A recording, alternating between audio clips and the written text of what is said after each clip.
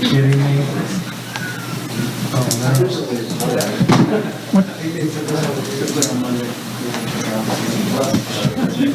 Is it rolling? Okay, good. I didn't know what that meant. I set up my ear, I forgot I had my ear.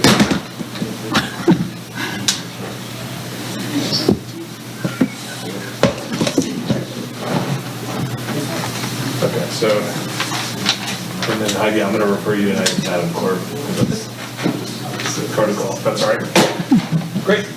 And then, who do we have on? So we have Sue and Mom, okay, and then maybe Art will come join us at some point. Great. Good evening, everybody. How you doing? Welcome to the January 19, 2021 City Council meeting here in Belle Isle.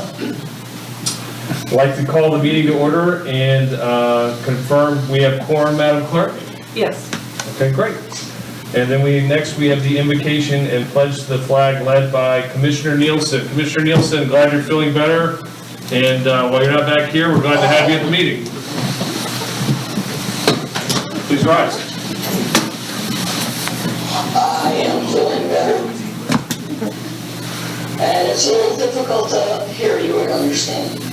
But shall we go ahead with the invocation? Please. Okay. So bow your heads, please. Heavenly Father, we ask for your guidance as we continue to make decisions on behalf of our citizens and the well-being of our city. Amen. Please face the flag. I pledge allegiance to the flag of the United States of America and to the republic which stands one nation under God, indivisible, with liberty and justice for all. Thank you, Mr. Roll. Okay, before we get started here, a couple things, housekeeping things. Looks like Genevieve, who came back recently to shoot our meetings, is out. Unfortunately, has COVID, it sounds like. So we wish her the best, and we were very sorry to hear that. And then if we could just make sure everybody at council and in the audience silences their devices. And without further ado, Chief, I believe we have some BIPD awards. Yes, sir. It's been a while since we've been here. Because of COVID, we've had no awards, so we have a few tonight. So in the interest of City Council's time, we're going to try to run through them fairly quickly. I would like to say more about the recipients, but tonight we're going to kind of just acknowledge them. The first one is, actually what I'd like to do is if I call your name, can you come up and just stand for the first session of them? Corporal Alan Wasman, Officer Jennifer Bausch, Officer Michael Del Castillo, Officer Benny Ferriola, Corporal Benny Ferriola, Officer Roman Watkins, Officer Lugo, and Officer Andrew Clark. Can you do me a favor? Can we do it like in the order I just said? Alan, Jennifer, Michael, Benny, Roman, Officer Andrew. I should have said that at the beginning. Instructions first. Corporal Alan Wasman responded to assist with the call of a possible overdose near Hansel and Orange Avenue in the county. He found a 43-year-old female who was not breathing. He administered Narcan and she immediately regained consciousness. This woman has a history of criminal activity. Officer Jennifer Bausch was dispatched to Wood Springs Suites and found a 30-year-old female lying on the ground in one of the rooms. She was not breathing. Officer Bausch administered Narcan and the female began breathing again.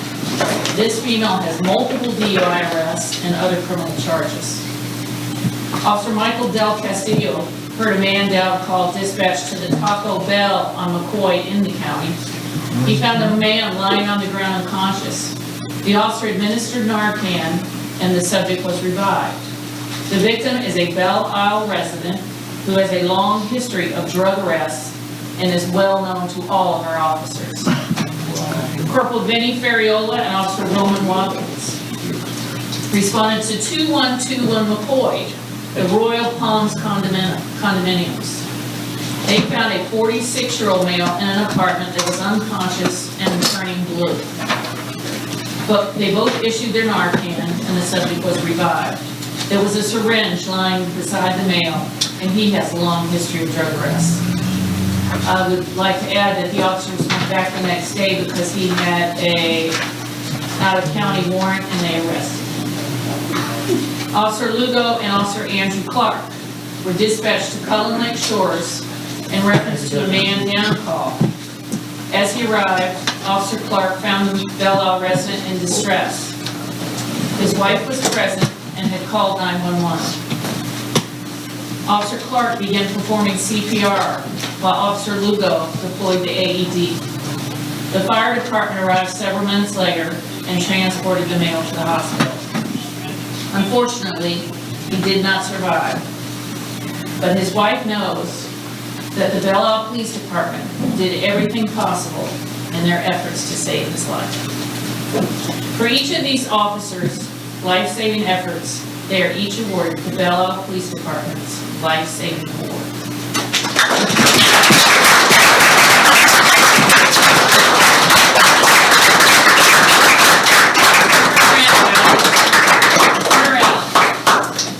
And see your standing ovation. Great job. Mayor, did you want to say? Yes. Good job, man. You got it away. You guys are gonna have to squeeze in tight. Real tight. Mayor, Vinny and Roman. Vinny and Roman, can maybe you get the mayor in the middle? Vinny and Roman in the middle. Wash your hands after you leave. Yeah, we got sanitizer everywhere. I know where the mayor's done. Thank you, all that. Come in here. All right.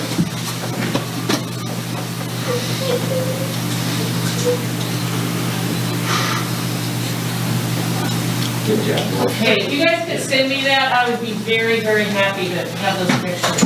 Thank you, everybody. Another round of applause.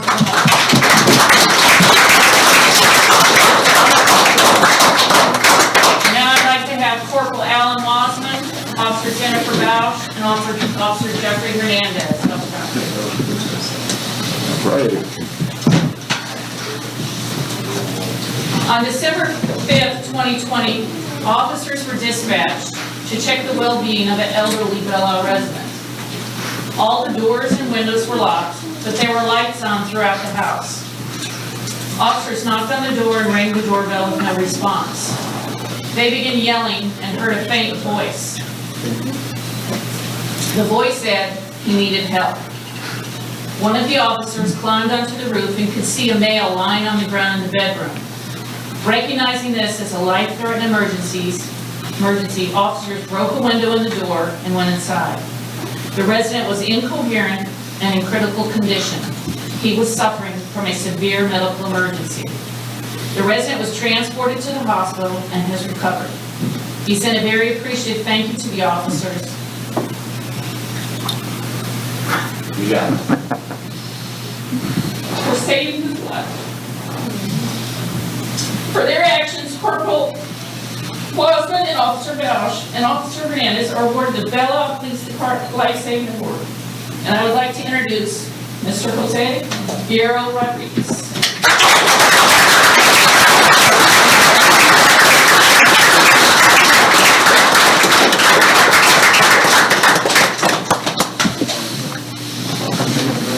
Did you recognize him? He doesn't look the same. Can we get some pictures of them too? Mr. Gates, did you want to say something? You could pull your mask down for a moment if you'd like to say something. Oh, okay, just want to say thank you for my life. I owe you guys my life. You can come to me anytime. That's all. Thank you very, very much. There's no price for what you have done. Thank you. Do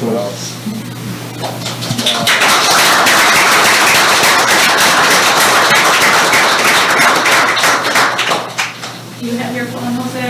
Yes, May I take your picture? yes. God, that's such a sound.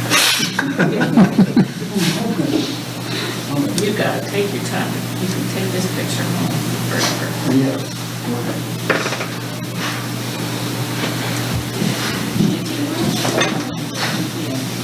No, I'm not.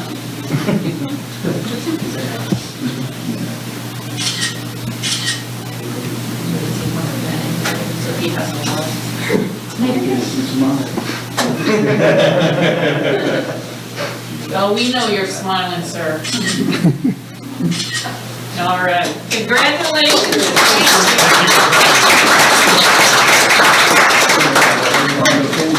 Thanks, Steve.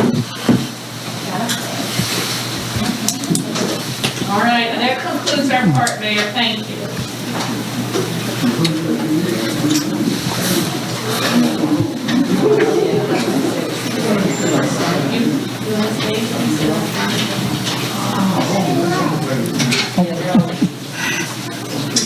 Second, how are you? That's a great way to start. No, he's taking care of it. It's nice to meet you. Call me if you need me. We should do one of those every meeting. Celebrate some accomplishment.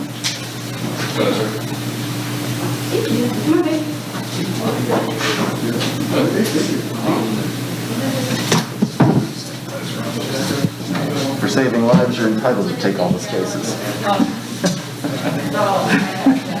All right, if the council pleases, we'll continue with the meeting. It was a great presentation. Thank you, Chief Houston.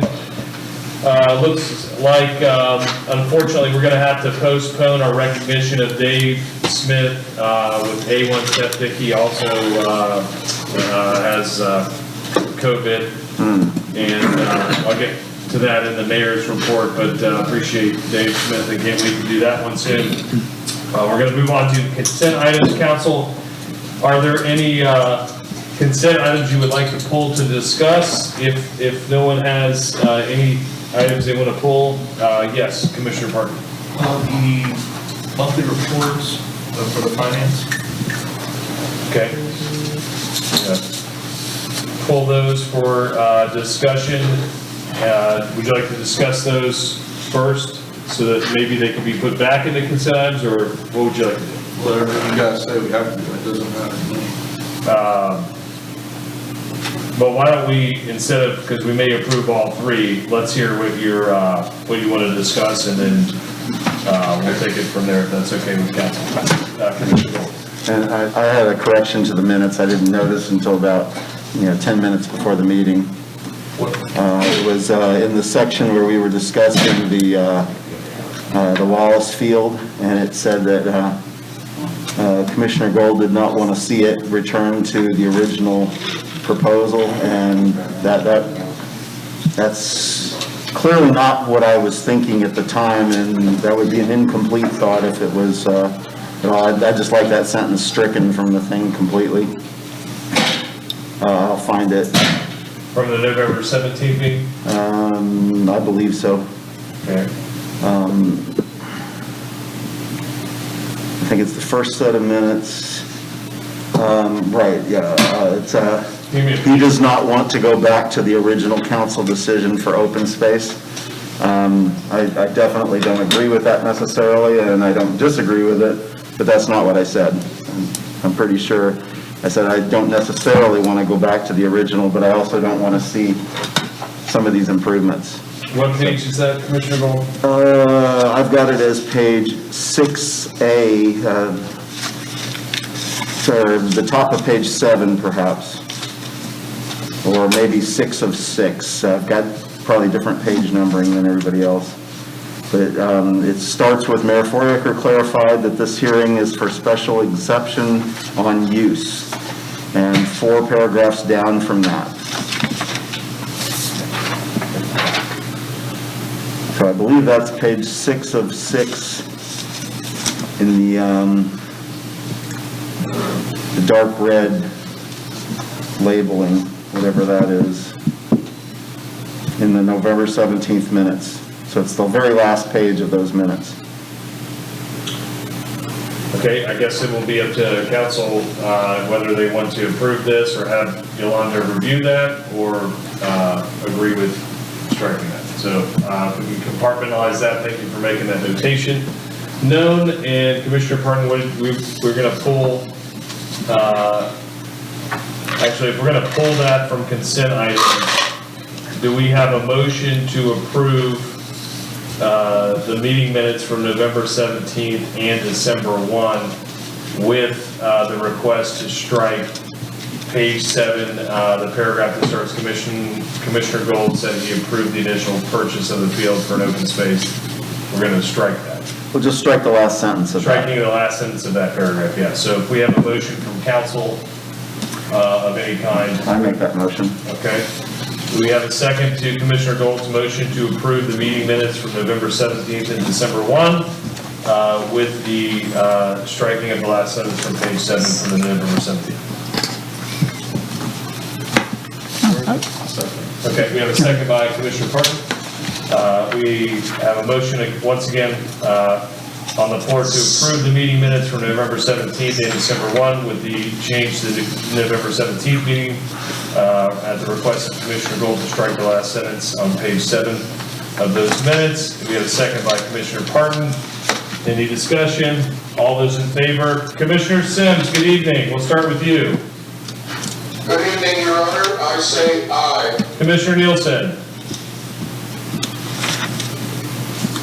Commissioner Parton. Aye. Commissioner Shuck. Aye. Commissioner Gold. Aye. And Vice Mayor. Aye. Okay, motion passes unanimously. Madam Clerk, would I the same? And then we're gonna go to Commissioner Parton. And Commissioner Nielsen, I'm doing my best to talk directly to the equipment. Hopefully, maybe it gets a little better here. Commissioner Parton, we're gonna go with, you have the floor for the December monthly reports. And then we'll go to citizens' comments. We have one. Let's see. Mayor, can I make a statement before? Being that we're behind these shields, whoever's speaking, can they speak without the mask? Because we're pointing out here, and we don't have Genovese with the quality video, so maybe they could, the people on Facebook could hear us clearer if you're going to speak. Anybody speaks? No problem. Okay. That and bring the microphone up as close as you can, I think would greatly help. Yes, sir. Thank you, sir. It's regarding a statement and revenue of expenditures, and it's page 31. There were just a few things here, and I do apologize. Typically, I have an opportunity to call and talk it over with Bob, so I don't take up too much time. But if I could just ask about these. There's one on there where we've spent 425% of what was budgeted. It's called repairs and maintenance for vehicles, and that's under I'm not quite sure what department that is, finance maybe? It's again, page 31. Do you want me to just run through them all real quick, or?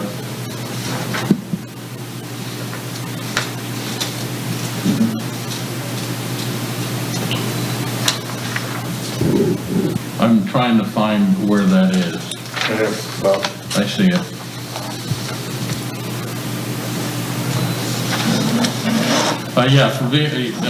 For vehicle maintenance repairs, that's under code enforcement, falls under that, and we had an accident, and that's what that was for. Okay, thank you. Page 32, there's one that's other current charges, and that's under solid waste, and it's 178% budget. Just wonder if you knew what that was. No, I don't. I'll have to get back to you on that. Okay. And then lastly, on page 34, urban forestry shows 175%. Was that because of that tornado or the one on Hoffner? We're going back to check on that, and we think that some of those expenses are related to that. Our contractor does not get his invoices in timely, but then we've also had a couple of other emergencies where trees came down, whether they be public or private across the right-of-way. We go out and we take care of those. Now, if they're private, then we go out and we clear it, and then we send an invoice to the homeowner, so they pay that invoice. So we have a few of those, and for the past, as I told the budget committee, For the past couple of years, it seems that the urban forestry budget has gotten cut. But there's a lot of old growth here, especially our public trees, and those public trees, a lot of them are laurel oaks, and they are about at their lifespan right now. And when we don't just take them down, we send the city arborist out, and he takes a good look at them, and then he will tell us whether or not they constitute a hazard, and then we go out and take them down. So that budget, I think that budget was reduced this past year and the year before, but we need to take a serious look at that. The way we budget for urban forestry is we have the city split up into 4 quadrants, and every year, just before we start the budget process, we have our contractor go out and take a look in that area, and then he gives us an estimate on what he thinks that tree work will be. And he only does work in that area. And then unless there's an emergency in another area, but he doesn't just go all around the city now and kind of pick and choose. He stays in one area for a year and then he moves on. So every 4 years or every 5th year, he'll go back to the beginning, and that's how we budget urban renewal or urban forestry now. Very good, and thank you. And I do recall that was one of the suggested areas to reduce our budget by the budget committee, and I think I'm the one that suggested it, and we voted on it. So I guess we can't know when the storms are going to come or what have you, but thank you. That's all. Just to let you know, though, he is done with that area of maintenance. So if we have any more, it'll be due to emergencies. Very good. That's all, sir.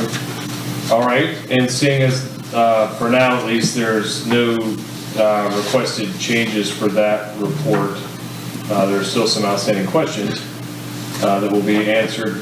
May I please have a motion to approve that, or do you want to? Okay. So moved by Commissioner Parton. Do we have a second to approve the December monthly board scope? Second by Commissioner Gold. Is there any further discussion? All those in favor, Commissioner Sims. Aye. Commissioner Nielsen. Aye. Commissioner Parton. Aye.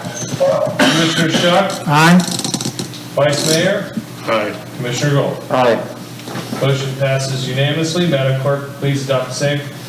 Citizen comments. We have one yellow form filled out.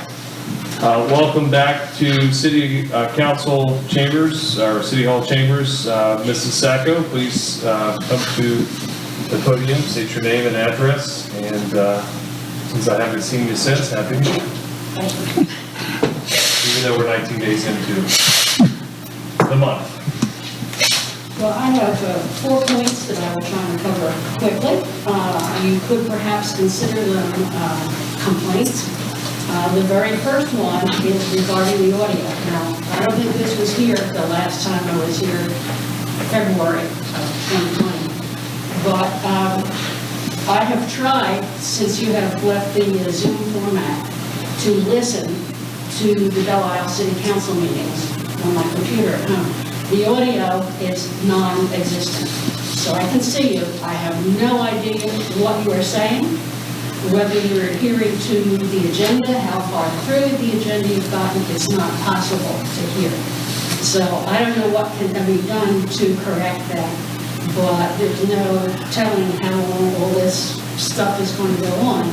And the residents, when I look, it appears like we have maybe 9 to 11 people attempting to hear the meetings or watch them on their computer, and it's just impossible. Just impossible. So that's a big complaint. Another is that, so missing the audio of the meetings, I cannot go to the website and read the minutes when they're available, because we're not ADA compliant still, I guess. Is that correct? So there's no minutes posted on the website at all, unless You go to the packet and read the minutes that are in the packet, but you can no longer go and see a video of the meeting or hear it, and the minutes are not available just to click on and read those. So that's a complaint also. I know that there was trouble that the city was sued because our website is not ADA compliant. I think that's the correct term for it. But my question is, how long is it not going to be compliant? I don't know what the expenses involved with making that happen, but it should be addressed. The third thing is that my perception is some meetings, especially even during the Zoom broadcast, a lot more time was being spent on issues on the agenda than there was allotted time for. And as a result, many times the agenda was not fully covered because there was so much discussion and conversation about a particular topic. There was a time a number of years ago when there were workshops that addressed a specific issue or problem that was going to take some lengthy discussion and hashing back and forth before it came to City Hall or to City Council for a vote or a decision. So I would like to propose that if you haven't considered it already, perhaps you should have some workshops on issues that you know are going to be very time-consuming to discuss and hash over. And the third thing is about the dog park. I saw in the agenda packet there were the results of the survey that had been taken and published, and it appears that there are more people in favor of a dog park than those that are opposed. I did complete the survey myself, and I expressed my opposition. I do not live too far away from it. I live on a corner property in the same subdivision, Lake Conway Estates, where the dog park is located. I can tell you in the course of a day, there are at least 20 dogs that are walked by my property, and I have big dead spots of lawn to attest to that. The dog park, it seems to me, is maybe the size of 2 residential properties, and opening it up and making it available for dog owners to come and let their dogs run free. I don't think the damage that can be done to the grass and the shrubbery in the area with that size property and as many potential dogs coming through as possible or as probable. It's not going to be a nice place to go. I had one neighbor tell me one time when I asked her please to let her dog do his business someplace else. She said, well, it's only dog day. And I said, yes, but when it's 20 dogs in a day or more, you don't grasp the damage that can be done. So that's it. We'll take my old lady hat off now. Thank you, Ms. Sacco. Good to see you. And Mr. Francis, if the council would allow, Mr. Francis, did you want to respond to any one of the 4 or all 4 of the issues? Well, I can. We're doing our best for audio. We just don't know what to do. I wrote an RFP on somebody to come in and take a look at what we have now and what they could suggest so we could have better audio. I'm actually leaving that up to the city clerk to take a look at all that. The ADA compliance, we are very close to it. I know that the city clerk has had some webinars on it, and she's been working with the consultant, so I don't expect that will be too much longer to get that. So I know she was working on it even last week. I think she was doing maybe some final things on it. The workshop, it would be up to council on whenever they wanted to hold a workshop. And as far as the dog park, we do have a lot of people that want it, not necessarily at Regal Park. A lot have said that they want it either at Warren or Wallace. And so, again, that would be something that the council would have to give further direction on. So, but we're trying to get everything we can for public outreach, for the audio, and for the ADA compliance. So it shouldn't be too much longer. Thank you, Mr. Francis. Are there any other citizen comments? I don't have any yellow sheets next to anybody in the audience, but just making sure we don't have any last minute comments. Seeing as there's no further comments, and thank you, Mr. Francis. We'll close for citizen comments, and then we do not have any unfinished business. We're going to go to 8, new business. Discuss, approve RFP for lobbying and intergovernmental consulting services. Mr. Francis, lead the way. Yes, Your Honor. At the December 1st meeting, I brought up briefly the possibility of hiring a lobbyist for intergovernmental consulting services. And I had a firm in mind, and the council would rather that I wrote an RFP for that, and I did that. And we don't have a lobbyist. A lot of municipalities of varying sizes have lobbyists, and they usually help with issues at the state and federal level. And basically, it would affect the city anywhere from decisions at the state and federal level on funding, home rule, just about any of the issues that the Florida League of Cities also lets us know about. But one of the biggest things is we've been pretty lucky in getting grants at the state and federal level. However, if money continues to get tight and the competition gets more keen, I think that a lobbyist might be able to help us. So I went ahead and wrote the RFP that you have, and I did have one correction on it under the background of the city. I had to correct when elections are done and for the number of years. Commissioner Nielsen pointed that out to me, so I thank her for that. So if you would like to move forward with this RFP, then we would need a motion to do that. If you don't, then okay, then we don't have to move forward. So it's up to council. Yes, Commissioner Burton had his hand up first. Mr. Francis, I was curious, what area of the budget will we take that out of?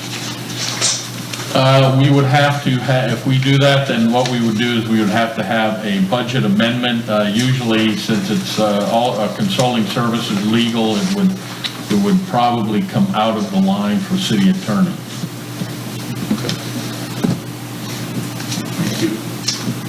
And then, Madam Clerk, if you could let me know the type is just small. If Commissioner Nielsen or Commissioner Sims raises their hand, just let me, I'm actively looking, but it's a little hard to see that raised hand feature. So, do we have any further questions or comments?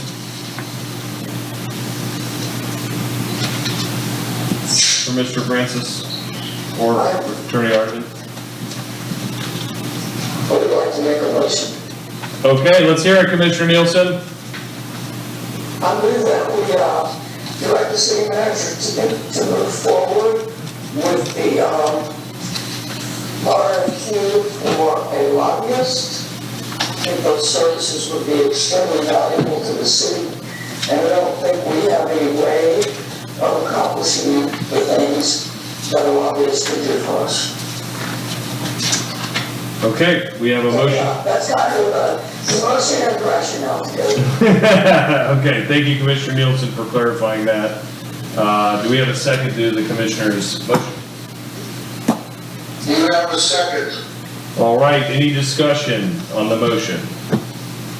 Seeing as how there's no discussion on the motion, we're going to do a roll call vote.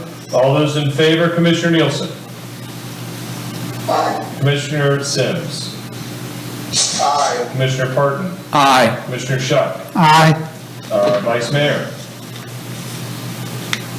Aye. Commissioner Gold. Aye. Motion passed unanimously. Madam Clerk, please adopt the same. We're just discussing this, so a little bit of a continuation from public comment. Discuss the results of dog park survey. Mr. Francis. Yes, Your Honor, there's not much more to say. We received an awful lot of requests for a dog park. Excuse me. And many of the people who live up around Hoffner would like to see the Regal Park. So we decided we'll put out a survey and see what the public wants. And the questions were pretty simple. Do you want it? Do you want a dog park at Regal Park? If not, where would the city residents like to see a dog park? And any other comments related to a dog park. So we conducted the survey over the past month. There were 213 respondents. 96% of those were city residents. And you have all the results and the comments included in your packet. As far as having Regal Park converted to a dog park, 123 people, or 57%, said yes, and 42% said no. And although the written comments varied, I did take the most constructive ones. There were some in there that were not so constructive. And so it appears that residents would like to see a dog park someplace in Belle Isle. A lot of the respondents said they'd like to see something at Warren Park, and Warren Park is actually a county facility, but if the council wanted to know what the county feels about that, then I would write Matt Sudemeyer and I would ask him what are the chances of looking at some of the field there for a dog park. We have very limited space in the city for our parks. They're very small. I don't know if there's enough land available, and I do know that some people wanted to have it near water, and that would severely limit the size of a dog park and facility. So I'll leave it open for council discussion. Great, thank you, Mr. Francis. Before I call, first hand I saw was Commissioner Parton. Here's what I was going to implement for the discussion, is that we give each council member, since we have 6 tonight, if we can give each of you a total of 3 minutes. If somebody would like a little more of somebody else's time, we can do that. But just to stay on track, if council is inclined, and that is not enough time for this issue or any other issue moving forward, so that we give council the respect to have the time they need. We've heard some discussion of it lately, so what I would, at the 20-minute mark, I would like to stop and table the conversation and then request to know if council would like to move the discussion to a workshop. This particular topic may not end up in a workshop tonight. That's not what I'm suggesting.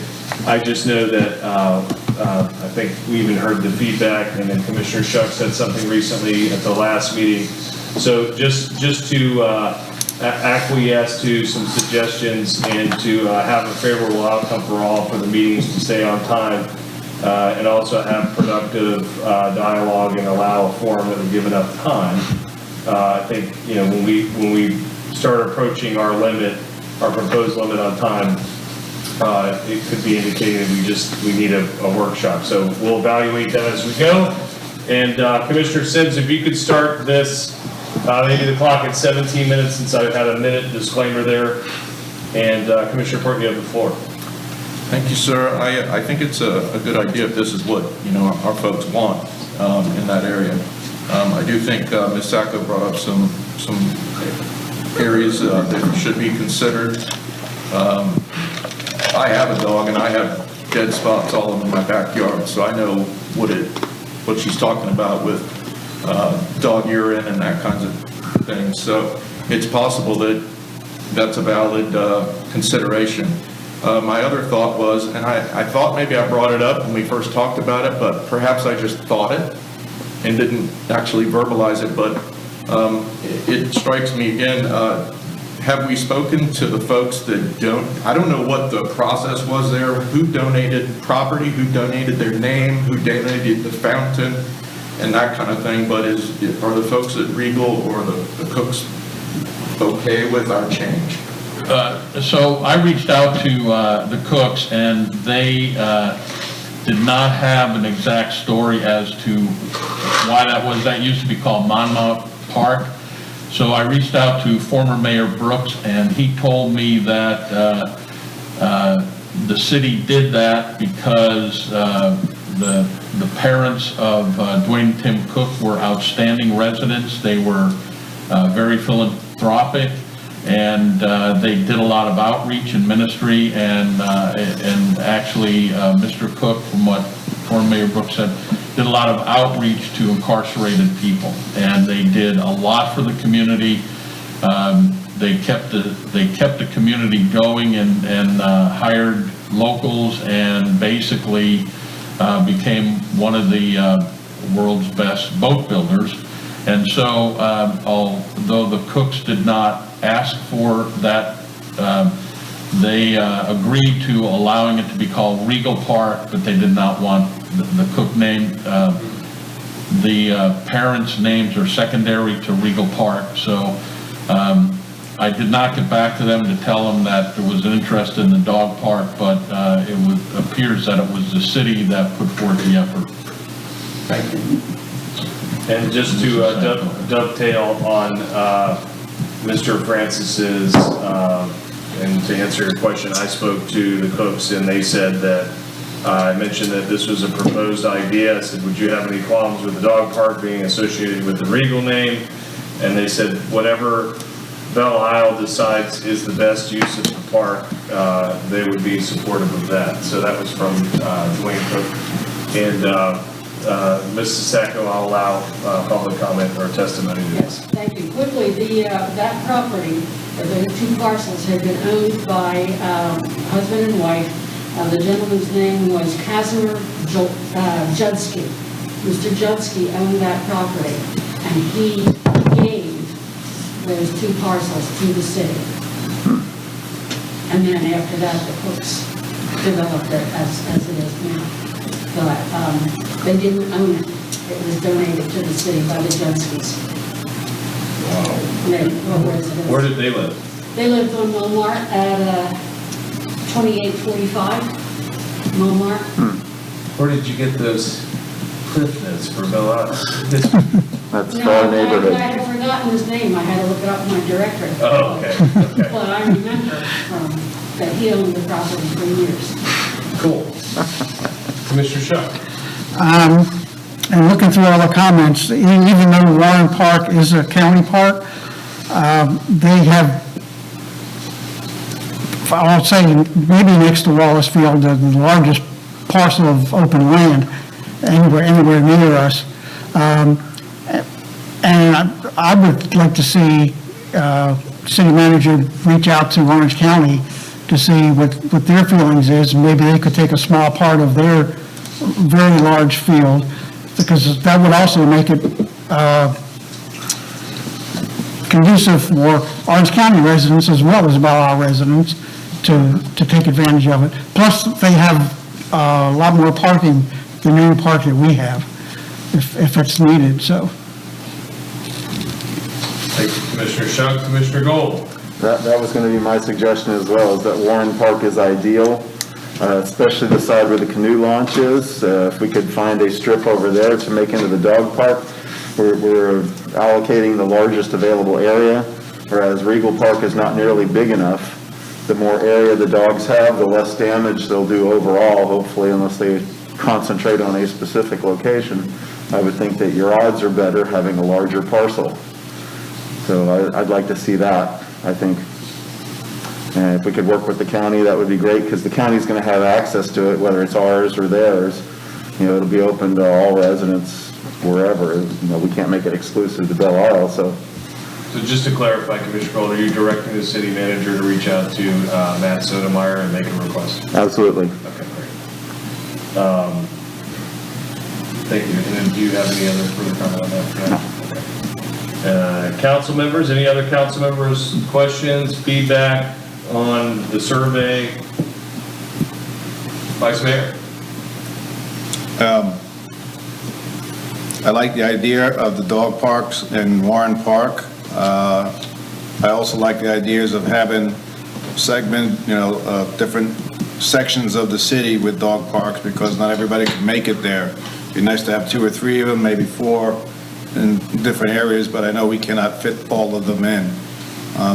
I would follow on with Commissioner Gold about requesting to have the city manager talk to Mr. Sotomayor about Warren Park. That'd be an excellent place, even if it wasn't by the canoe launch. There's a big area over by south side of south and east side corner of the park that nobody really uses there. I think is available, but there's a lot of people in the city with dogs that would actually use all the parks. So I think it's a good idea. I understand what Ms. Sacco was saying about the comments and everything, and Commissioner Parton, but if it's possible to have more availability for the animals also for the city. One more question. Yes, go ahead. When you establish a dog park, I don't know exactly what goes into it, but do you have to have extra fences or extra Yes, usually you separate a dog park by large and small dogs and have what's kind of called a sally port, that a dog can't just go into a fenced area, and then you close the gate behind you, and then he goes into the main dog park.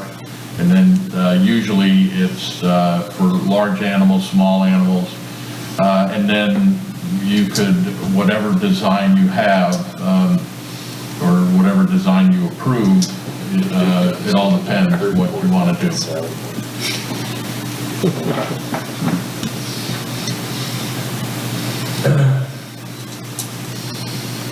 Vice Mayor, did you have any more feedback or anything? Okay, so sounds like the council is trending in a positive, affirmative direction of supporting a dog park at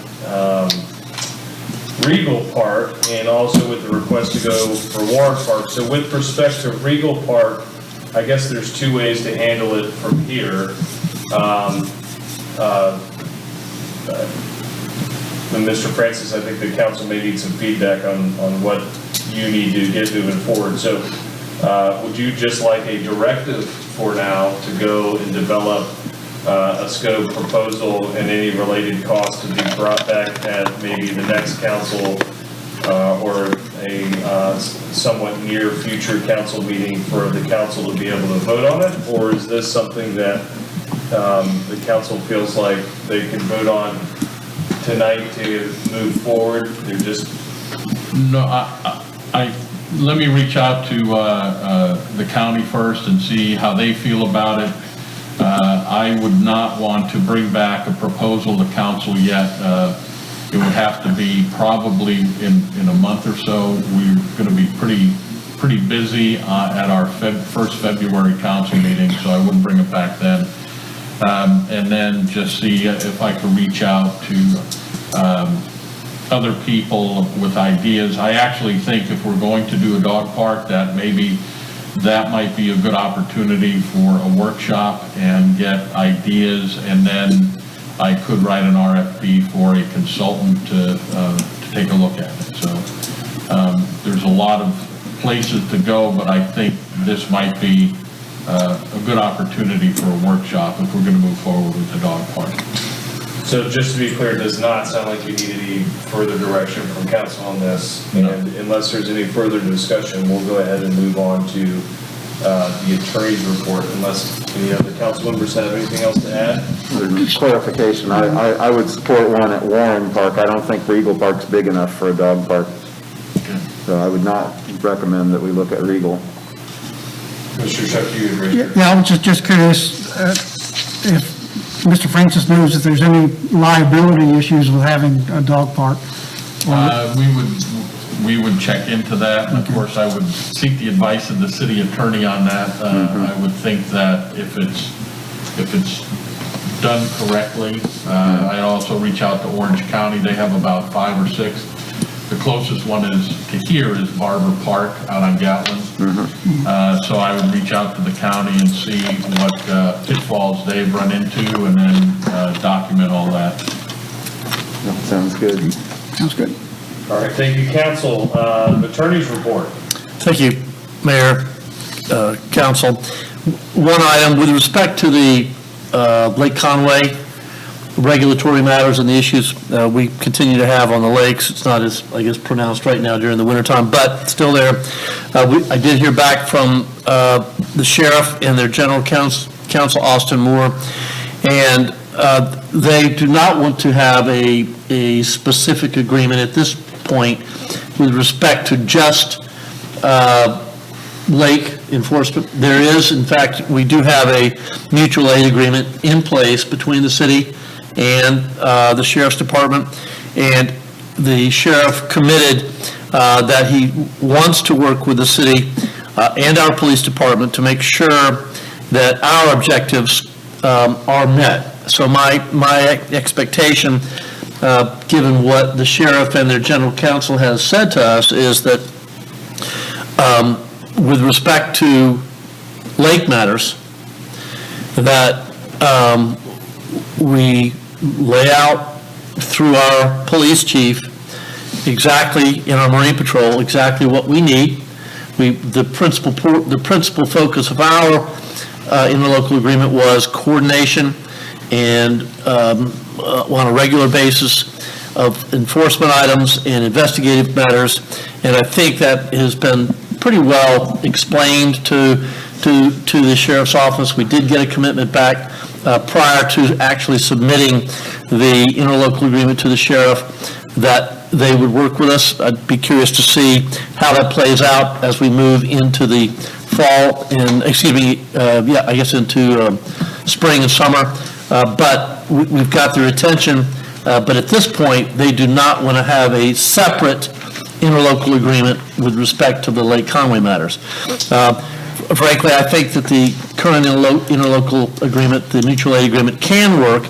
It's just going to take an effort with respect to administering that and doing a pretty careful job of outlining what we want, what our issues are, and coordinating with that. Hopefully that will work out, and Chief Houston, any comments you have on that would be appreciated. That's all I've got. I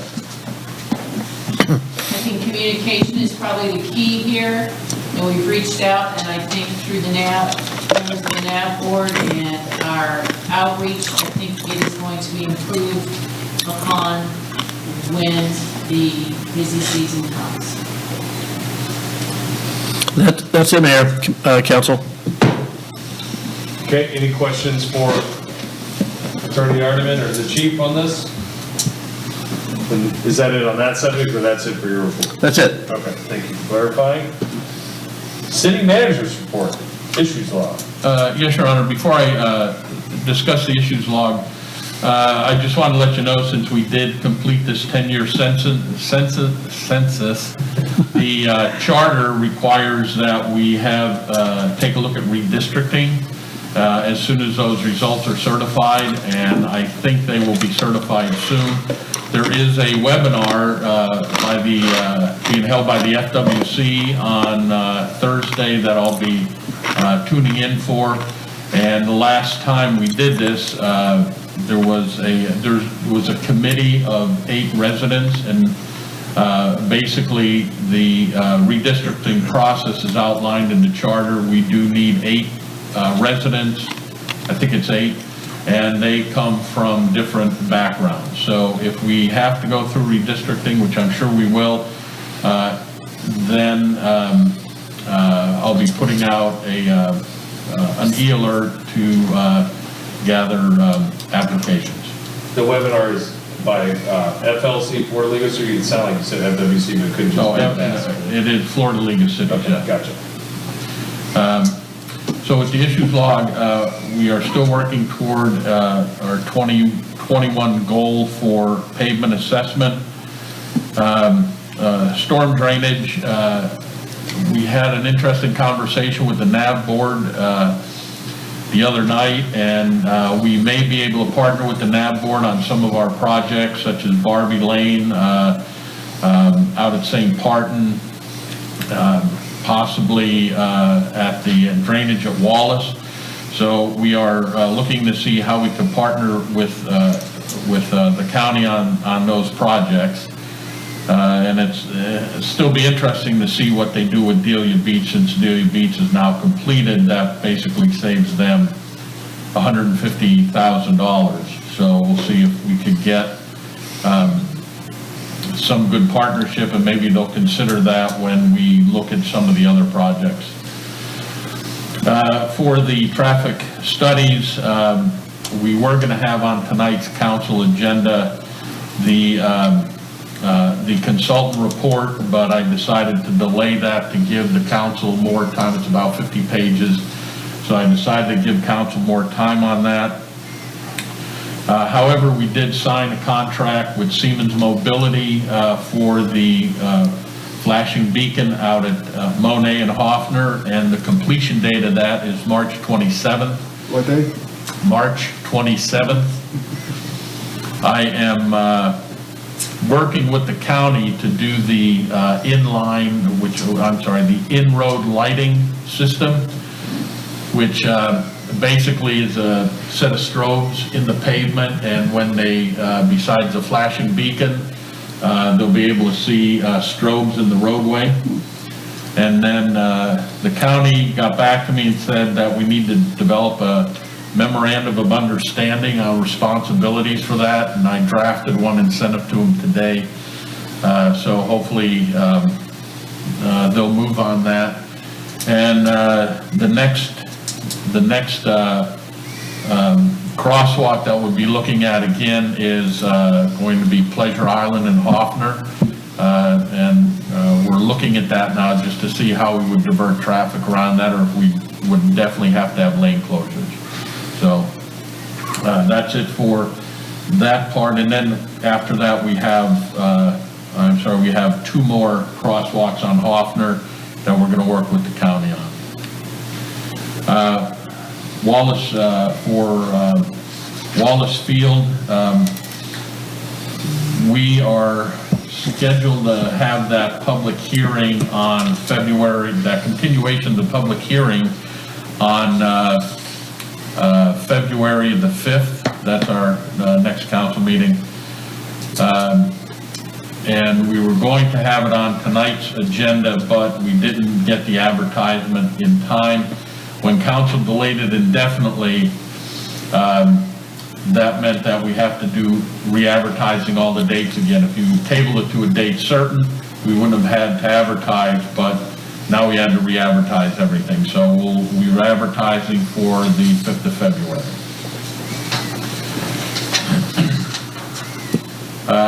City annexation of property, or I'm sorry, Cornerstone Charter Academy.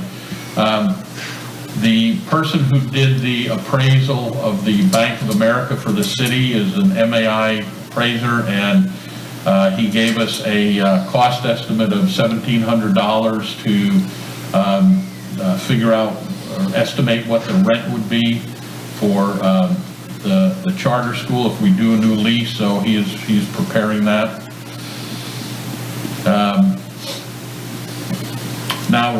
So the municipal code update, we are, you see a yellow sign posted out in front of City Hall. That's going to be on the P&Z agenda for the 26th. That basically is to take a look at our temporary sign code. We've had a lot of problems with this past election and people wanting to keep signs up. And we actually, you cannot legislate content. You could legislate time, you could legislate how big the sign is, but you cannot legislate content. So in order not to run afoul with the First Amendment rights of people, we had the city attorney redraft that that temporary sign code, and the P&Z will be looking at that. And then The city attorney's office and I, we met with the Orlando Realtors Association, and we are making a couple of changes to the after the fact permit. The fines won't change, I doubt, and a lot of the procedural issues that are in there will be taken out and they'll just become policy. So you'll see that on the 5th of February too. We had a good conversation with them, and so it's I think it will work well for everybody. And the annexation, I heard back from from Brixmore, who manages Public Shopping Center. They are interested in looking at annexing into the city, so the mayor and I are going to set up a meeting with them. I also met with a private property owner who has 5 acres that could be contiguous to the city. He would like to come in to the city, and I'm waiting for Sienna Condos to re-elect some of their HOA folks, and then once that's settled, then we'll be talking to them about annexing also. So there's a lot of possibilities out there to expand the city limits, and we'll see if we could make that happen. And I believe that's all I have. I'm still trying to see if the county is going to work on helping us with moving the Lancaster house to the neighbor across the street, but I have not heard anything yet. So that kind of sits in limbo. And that's all for my report, and I'll turn it over to the chief unless there's questions. Vice Mayor. Just to back up to the Wallace Field, freaking thing. The planning and zoning decision, special exception is being appealed to council. It says schedule, you said February 5th. That's from 2020. Oh, I'm sorry. But the date, I didn't know if you wanted to get our council meeting is on February 2nd. 2nd, okay. So yep. would that be the date for that? Yes, it'll change to February 2nd. My apologies. Just wanted to fix that, and then I'm giving fair warning about the Wallace Field. I will not be here at that meeting because I promised my wife to take her out of town for our anniversary, so I will not be at that meeting. So if there's support at this, whoever wants support, I will not be speaking at that meeting for this topic here. So I just wanted to let the residents know, or anybody else that wanted to, go for or against it. Vice Mayor, do you want us to postpone until such a time you can be there? Either way, I do believe he already posted a date, so just wanted to make sure. If you have to get it done, I mean, I don't want to delay anything, but I mean, I trust my fellow commissioners to handle it, but I will not be here that day. All right. Thank you, Vice Mayor. Chief? Not to alarm anybody, but as most other municipalities, we will have extra coverage tomorrow for Inauguration Day. We've had several traffic details, Officer Lugo and Officer Clark spearhead this, and they are complaint areas that either come from residents or the city manager. Hoffner, Seminole, Detweiler, there have been, since they started these 2 or 3 day details, they've written almost 100 citations. We've had several golf cart phone calls. We haven't done any inspections yet, but it is starting, and I think residents, I don't think it's been formally posted on the e-alert, has it, city manager? I don't think so. I don't think it has, so we are getting calls probably based upon these meetings. Since January 1st, there have been 129 red light camera violations that are approved as valid violations, so 129 to date. And the Police Advisory Board will be meeting on January 26th, Tuesday, January 26th at 3 o'clock if anyone is interested. We will send an invite and publicize that some more later. Thank you. Cool. Commissioner Parton. Thank you, Chief. I have a question regarding the cameras. Who's current, I know we talked in the past about hiring somebody to be able to adjudicate those tickets. How are we handling that currently? The code enforcement magistrate that the city currently uses will be the person handling those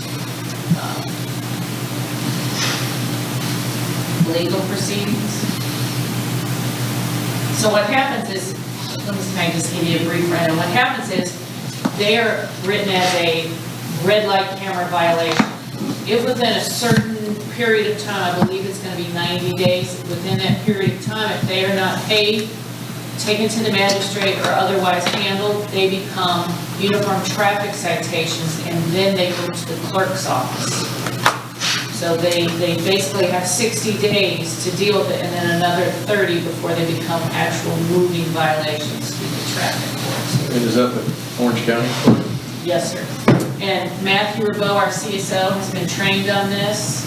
The officers, Sergeant Millis is the supervisor of the program. He and another officer went down to the city of Orlando to learn the do's and don'ts, and they are up to speed on that. We're going to send both of them to the red light camera class so that they are certified to prove them as valid violations. And then last thing is, I saw on Facebook last week that one of our officers was in a car accident, or I saw one of our cruisers was involved. Are they okay? Yes, sir. An officer was involved in a traffic crash at Conway and Hoffner. The FHP trooper did not deem him to be at fault because they were not 100% sure whether the arrow was green or not. It's my opinion he was at fault. One of our vehicles, one of our older Chargers, was probably totaled. If you would like to look at it, it's in the back of the building. The officer was transported to the hospital, but he only had very, very minor injuries from an airbag burn, and the other party was not injured at all. Thank you. Anybody else? All right. Mayor's report. Thank you, Chief. I guess first off, Chief, just want to thank you and the Belle Isle Police Department for all the fine work you all do. I appreciate your leadership. That department just continues to thrive, save lives, spread goodwill in the community. I'll transition to the next topic I have, but it was, I was pleased, surprised, although I guess I shouldn't be, and grateful to see men in uniform at the cleanup that we did for a Pine Castle resident over the weekend. We had so many different people come out in support of that. Dave Smith is a wild man, and he had ordered a dumpster and a skid steer or bulldozer, and Pete Madison showed up with this wild piece of equipment that was just eating everything in its path. It was a cold morning. Lynn from the Special Events Committee was nice enough to bring water by. Commissioner Uribe, thank you so much for being there. Kevin, her husband, Kevin Sutton, was there. The Pine Castle Historical Society, a lot of members were there, Larry Miles. But just really impressive to see folks putting so much sweat equity into the community. And while it's technically not in Belle Isle, I think 90-something% of the residents that showed up and people that showed up were from our backyard. And so just really, got a great sense of pride and enthralling to be part of those events where, and Heidi, I don't know how you show up to something like that. I know you live in the city, but I would think that with all of us and all the stuff that you hear all week long, all month long, all year long, that you wouldn't want anything to do with us in your off time. So this is another one event that you and your whole family has come out to. And while you're quiet, except when you have to answer the phone, I think it says a tremendous amount about you as a mom.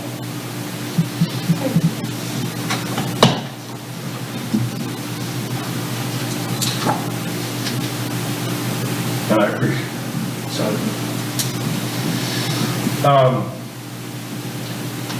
couple tough ones here.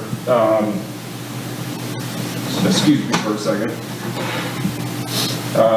Since our last council meeting, I'm remiss to inform the public that we lost I would take a water from you, Chief, that'd be great. We lost a great character, a great man, and thanks. And just a great human being in Sam Miner. You may know his involvement through the Easter Bunny Foundation. Holly Grabowski is his #1 supporter with that. I think annually he buys 10,000, his foundation buys at least 10,000, bunnies for Easter. He donates to the Cornerstone. He's an avid donor to the Cornerstone Easter egg hunt.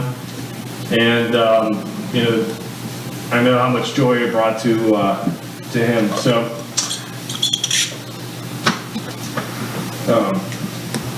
excuse me. Our heart goes out to Eleanor Miner, and we're deeply sorry for the loss. And we have Sam in our thoughts and prayers. And next on my report, and having been on the Planning and Zoning Board,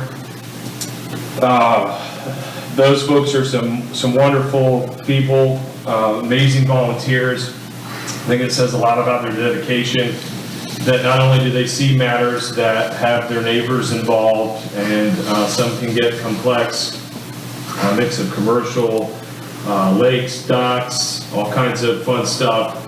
And then they're also tasked with helping rewrite the municipal code under the direction of Bob and our city planner.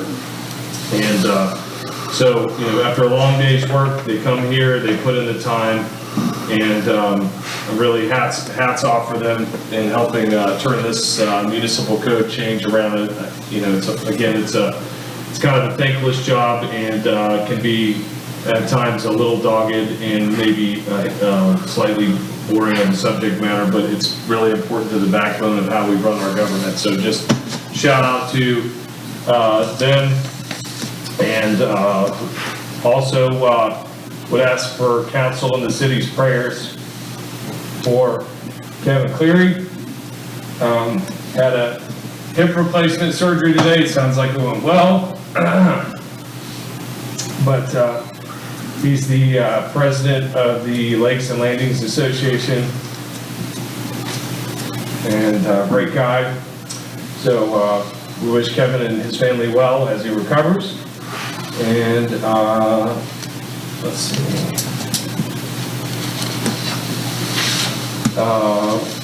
Since the last meeting, I've been pondering ways to be better and help this council be better, and it starts with me. So, a couple of things that transpired since then. One, I want to thank Jim Parton for the man that you are. I respect you, sir, and appreciate you opening your heart to me and allowing me to do the same with you. And I love you, and I love all this council. And so I talked to Bob Francis about some of the opportunities that we have, and we both feel strongly that another strategic meeting, we've got a new council member coming on board, and so it was very valuable. I'll speak for myself last time, and I think other people observed a mighty change in the confluence of this council. So looking forward to Bob Mr. Francis setting a date for that. I think that'll be great. And I look forward to hopefully everybody from council being able to join that. Again, it's very, very valuable. So just want to be our best council, want to be the best mayor in the United States. And it takes work to do that, and it takes understanding, and it takes the support of a great staff and council to do that. I appreciate all of it. So that's all I have. Thank you, Commissioner Park. I don't have anything pressing, sir, but I would just say thank you, and I appreciate your words. Thank you. Appreciate you. Commissioner Shutt. Just one thing, I kind of accidentally stumbled on this. This is more for Mr. Francis. Did our city website completely change? Okay, because... Well, with the ADA, being ADA compliant, there'll be some things that change on it. Okay, yeah, because I kind of stumbled on it. I saw some mention on Facebook, so I went, out of curiosity, went on the city's website, and, I mean, I personally think it's better, but it's just kind of surprised me. So, but if you wouldn't mind just maybe giving us a heads up before we do something like that again, because usually we end up getting calls saying, what happened? So, but thank you. And that's all I have, thank you. Vice Mayor.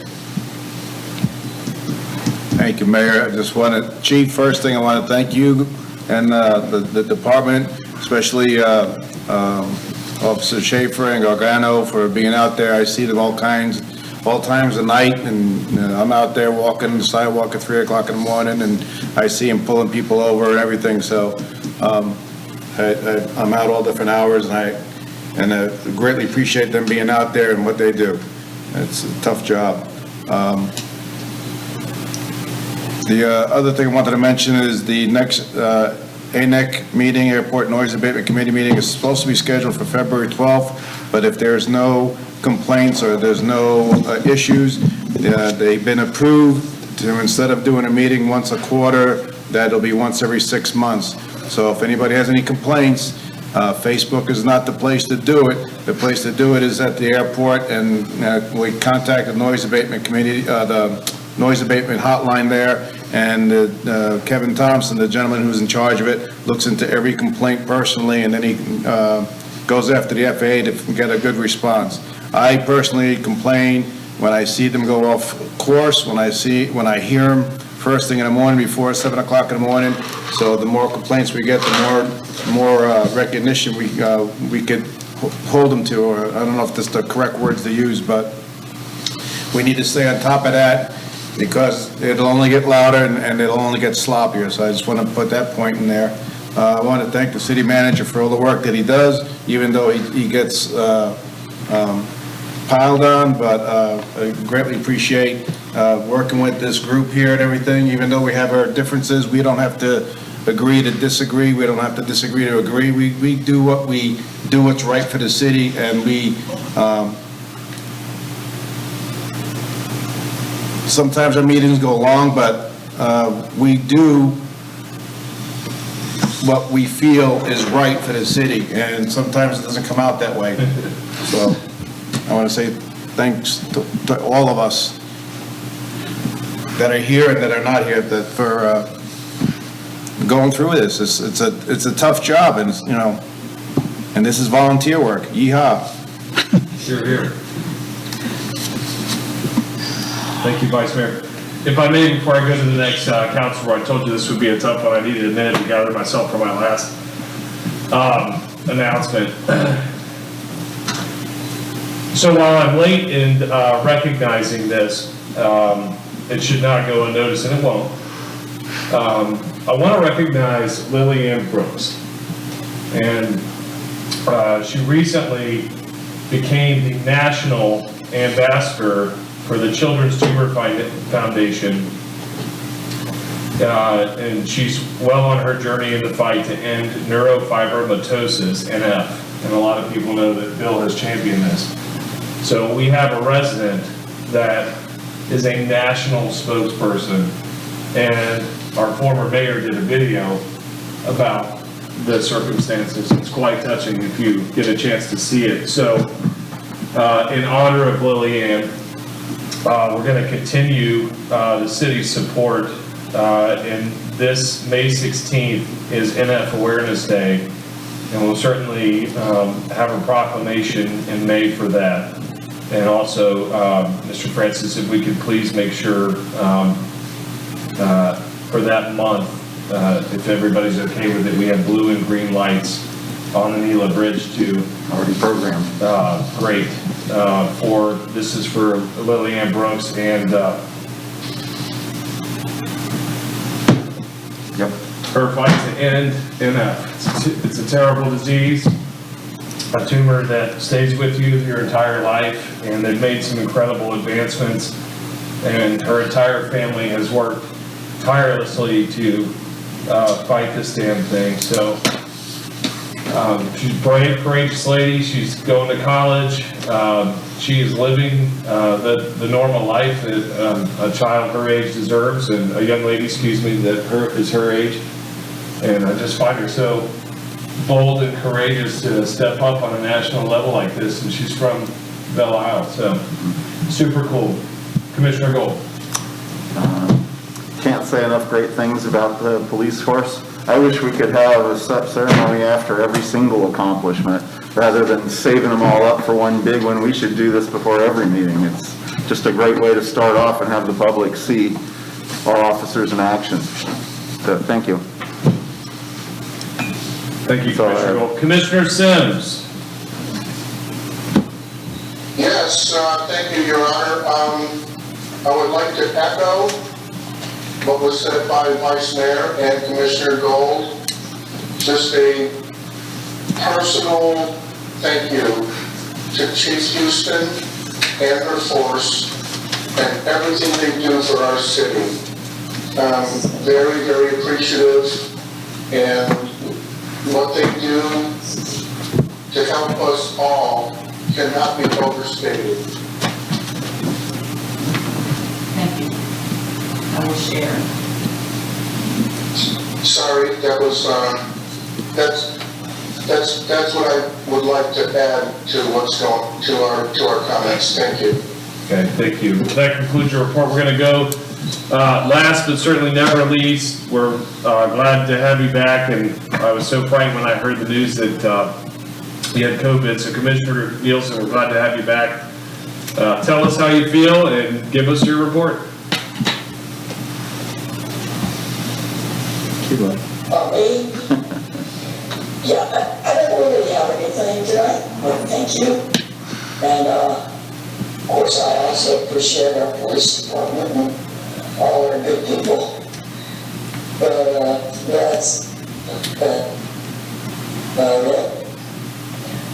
So, you all have a good evening, and we'll see you at the next meeting in person. Likewise, and does anybody else have anything for the good of the order? We love Belle Isle. Motion to adjourn. What's that? The reappointment, the last one in the District 2. Oh, I'm sorry. Good eye. Thank you. Reappointment of Steve Jackson to the Solid Waste and Recycling Committee. Whose district is that? Mine. Okay. Lead the way, sir. I move we appoint Stephen Jackson to the Solid Waste and Recycling Committee for another term. Second. Okay. Any discussion? All those in favor? Commissioner Nielsen. Aye. Commissioner Sims. Aye. Commissioner Parton. Aye. Commissioner Shuck. Aye. Vice Mayor. Aye. Commissioner Gold. Aye. Motion passed unanimously. Madam Clerk, please adopt the same. Thank you, Mr. Jackson, for your continued service. Thank you, Heidi, for being our clerk tonight and for pointing that out. And we have a motion to adjourn. Motion to adjourn.